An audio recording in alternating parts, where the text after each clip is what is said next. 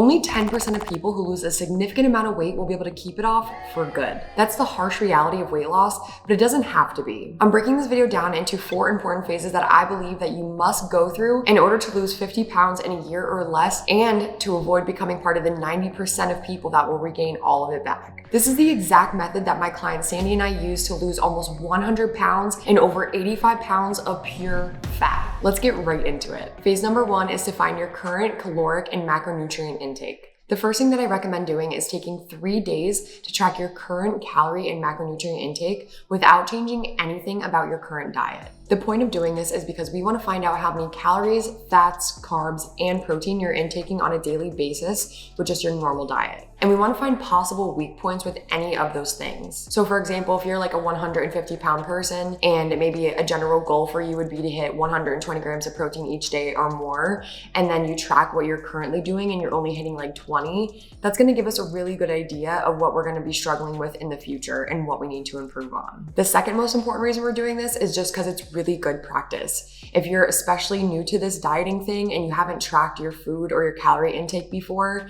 this is going to feel like a lot. So the more practice, the better. And taking those 3 days to kind of figure out how to even do these basic steps is going to be really important for you and make this whole process feel a little less overwhelming. Okay, so how are we going to track all of these components that I'm talking about? Calories, carbs, fats, and protein. Technology makes this super simple for us now, and there are a ton of calorie counters that you could find in your app store. The 2 biggest ones I think are MyFitnessPal. Usually everyone has heard of that one, and something like Lose It. Lose It tends to be my favorite app, and it's a lot cheaper to get the premium version than MyFitnessPal, but either one of them will do. And again, there are other options. The second thing that you're going to need is a really good kitchen food scale. I prefer to use a food scale that tracks ounces, grams, and milliliters because those are the 3 things that I use the most. You could also use measuring cups because some things won't have like grams or ounces to tell you how much the serving size is. They might say like half of a tablespoon or half of a cup, and that's totally fine. You can use those things. A food scale is just going to be a bit more accurate. If you're new to this and you're thinking, I don't even know how to use a food scale, I did create a video tutorial on how to do this, and it's pinned in the comment section below. Before we move on to the second phase, I do want to talk about the importance of taking progress pictures and weighing yourself. Both of these things can be really hard if you're starting a new diet and you're feeling really uncomfortable in your skin at the moment. Taking current photos of yourself is not a necessity, but I think at the end of the day, or like in a few months or years, it's going to be really fun for you to look back on that and see how far you've come. However, getting your starting weight is a necessity, and it is something that you have to do so that we could plan out your diet properly. Remember, you're going to want to weigh yourself first thing in the morning before you eat or drink anything, and preferably after you go to the bathroom if you can control that. If you need a cheap but good recommendation for a scale, I will post a link to my favorite one in the description below. Phase 2 is creating a deficit and starting your first fat loss phase. So once you track your current diet for at least 3 days without manipulating any variables like calories or your macronutrients, we're now going to standardize our caloric intake. Basically, we're using our current body weight plugged into a formula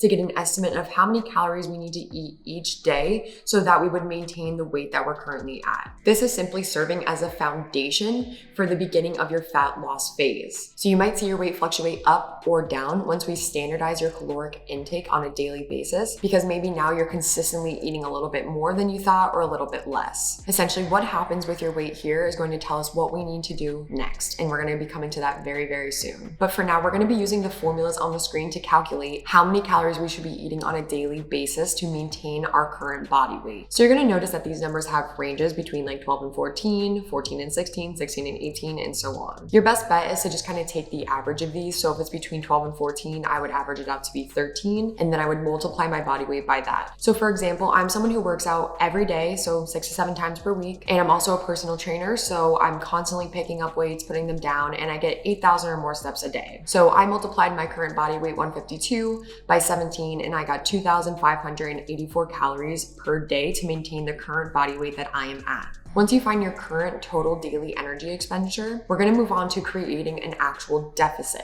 So to create a calorie deficit, you're going to take the number that we just found, so for me 2,584, and we're going to multiply it by 10 to 20%. You're going to notice that that's a pretty large range. My best advice is that if you're newer to dieting or you just know that you don't do well with a larger deficit, I would stick to 10 to 15% of your total daily energy expenditure. However, if you have a bit more experience and you're used to having a larger calorie deficit, then you could go anywhere between 15 to 20% of your total daily energy expenditure. Once you multiply your your TDEE by that percentage and you find the product, you're then going to subtract that number from your total daily energy expenditure, and that's going to become your new deficit. So if we continue on with my own example, I multiplied 2,584 times 0.2 and I got about 516 calories. I would then subtract 516 from that TDEE, and then that would become my new daily calorie target. So when we're thinking about our macronutrients, don't forget that those macronutrients also make up our total calories. So for example, 1 gram of a carb or a protein is equal to 4 calories, while 1 gram of a fat is equal to 9 calories. So if I had a 150 calorie snack that contained 2 grams of fat, overall, fat would be contributing about 18 calories to that 150 calorie snack. The first macronutrient that we're going to calculate is going to be protein, because when you're going through a fat loss phase, one of the biggest goals is to maintain as much lean muscle mass as possible. So we want to make sure that we're getting in enough protein to sustain and maintain our muscle mass. When it comes to protein, you're going to aim for 1 to 1.3 grams of protein per pound of body weight. So for example, I try to aim for 1 gram of protein per pound of body weight. So all I'm going to do is multiply my current body weight, 152,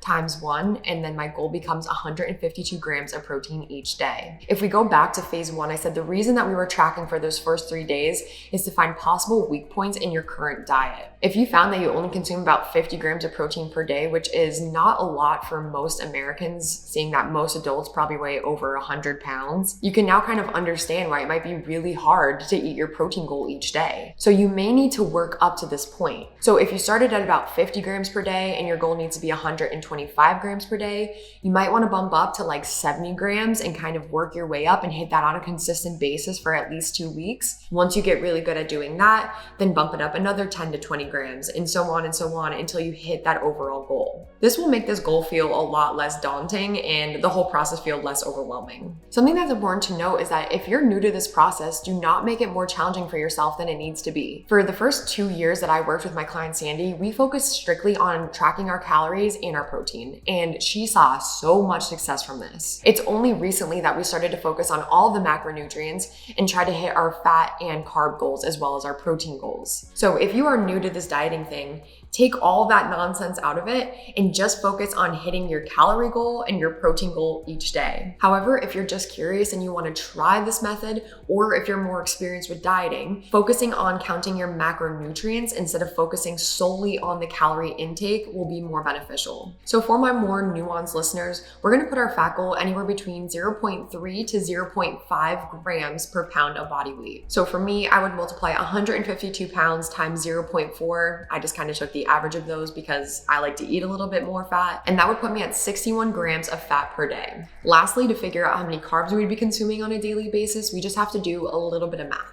Okay, so I said a few minutes ago that 1 gram of protein is equal to 4 calories. So to figure out how many calories of protein we're eating each day, we would multiply 152 grams times 4, and that gives us 608 calories per day of protein. We also said that 1 gram of fat is equal to 9 calories. So if we multiply 61 grams times 9 calories, we're gonna get 549 calories of fat per day. The total amount of calories that I wanna eat each day in my deficit is 2,068. So I would take my total daily calories, subtract the calories from protein, subtract the calories from fat, and then that will give me 911 calories per day that would be dedicated to carbs.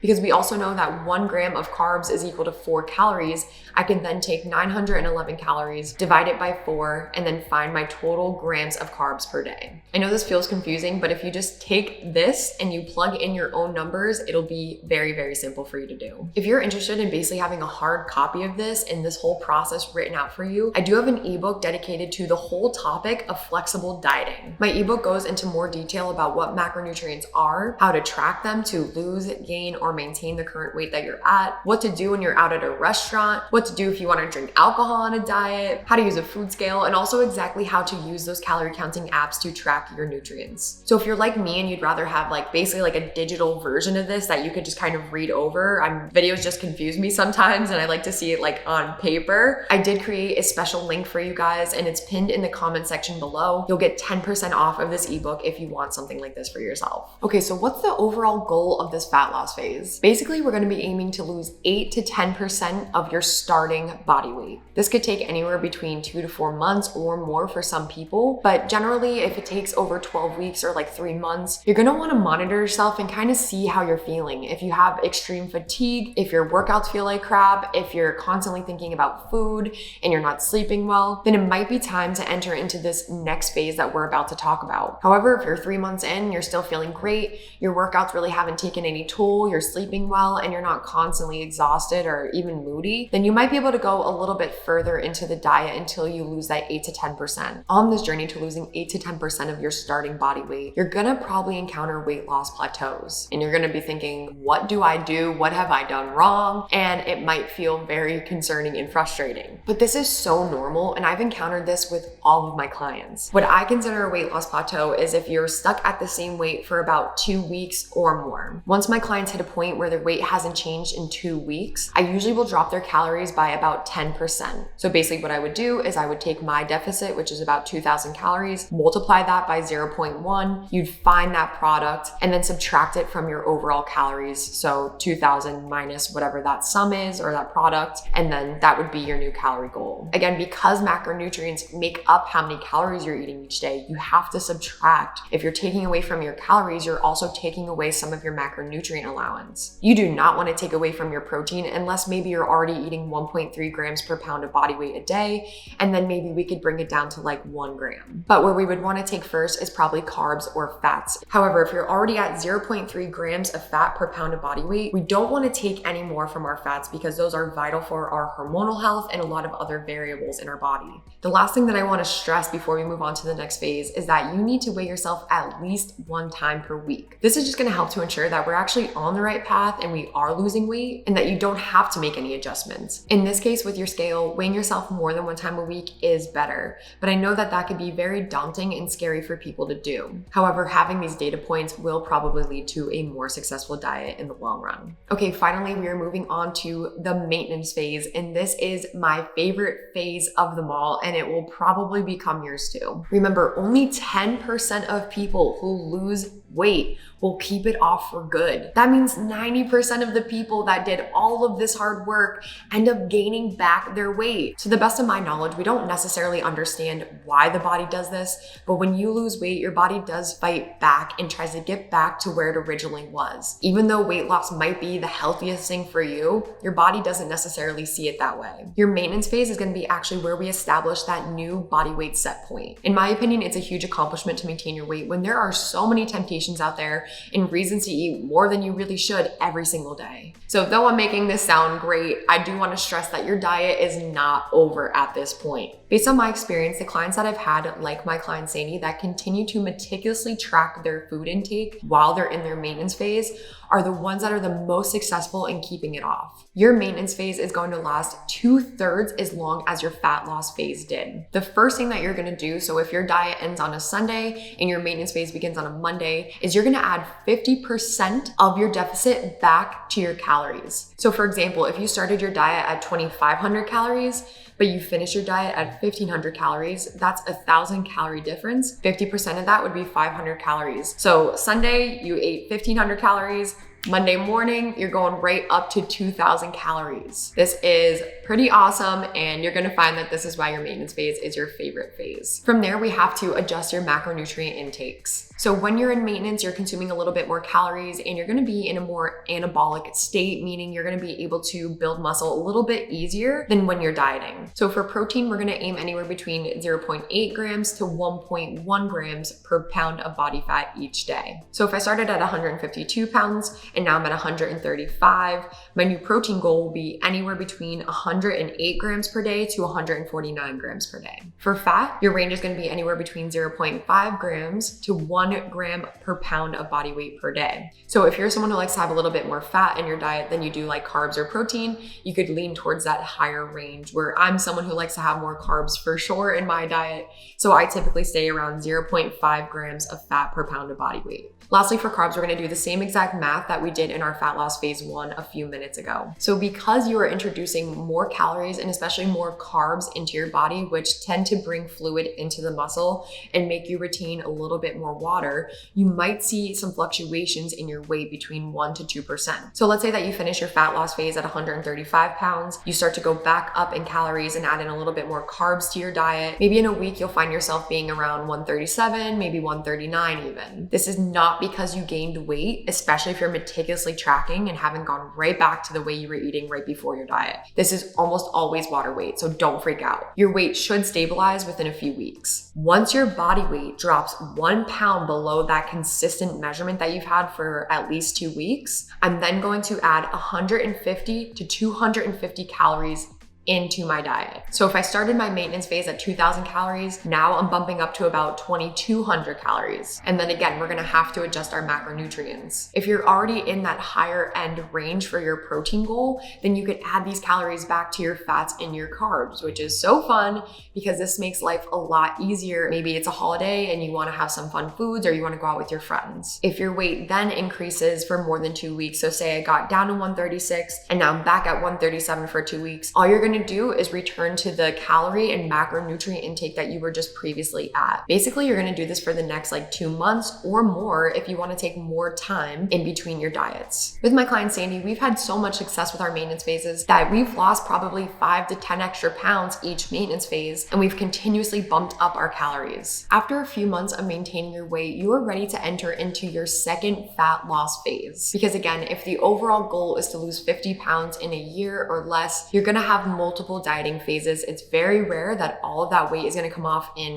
one fat loss phase or a few months. And it's even more rare that you won't regain a lot of that back if you lose it that quick. Again, your maintenance phases are going to last 2/3 as long as your diet lasted. But if you find yourself after 2 months feeling like you are still feeling a little lethargic, tired, workouts suck, your sleep sucks, you could definitely take that out a lot longer and just enter into your diet phase again when you're ready. Your new baseline amount of calories is going to be where we finished our maintenance phase. So let's say we work our way up to 2,500 calories per day and I maintain my weight there for a few weeks. That is now my new baseline or my total daily energy expenditure. So I'm going to create my calorie deficit using that number. We're going to use the same exact calculations that we did in fat loss phase number 1. So reference back to that point and I'll have these chapters marked off for you. On your second fat loss phase or your third, your fourth, your fifth, and you're probably gonna have to do that many because that's what it's gonna take to lose this weight and actually sustain it and keep it off. You may find that your body is fighting you a tiny bit harder and weight loss plateaus are becoming a little bit more common than they did in the fat loss phase before it. With each fat loss phase, you're still gonna be aiming to lose about 8 to 10% of your total body weight. But you have to keep in mind that with each diet, that's gonna be a little bit less because you are a smaller human. As these fat loss phases go on, you might even find that for you, it's more appropriate to aim for about 6 to